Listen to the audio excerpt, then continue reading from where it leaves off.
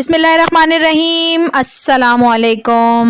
ایک دفعہ کسی حاملہ ہرن کو بچہ جنم دینے کی حاجت پیش آئی تو اس نے دریا کے کنارے پر موجود جنگل کی راہ اختیار کی۔ پھر یوں ہوا کہ اچانک موسم خراب ہو گیا، آسمان سے بجلی گری تو جنگل میں آگ لگ گئی۔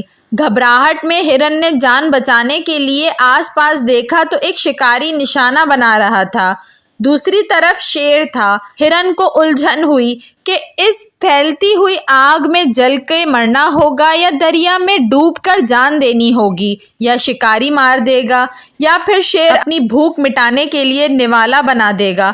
ہر سمت خطرہ ہے، فرار کی کوئی راہ نہیں۔ اس وقت ہرن کے اختیار جو تھا وہ کرنے کا فیصلہ کیا، یعنی پیدائش پر توجہ مذکور کی۔ پھر ایسا ہوا کہ شکاری نے نشانہ لگایا تو آسمان پر بجلی چمکی، اس کی آنکھیں چندیا گئیں اور تیر شیر کو جا لگا۔ زوردار بارش برسی، جنگل میں پھیلتی آگ ایک دم بجھ گئی۔ ہرن کو اس کے خالق نے بچا لیا۔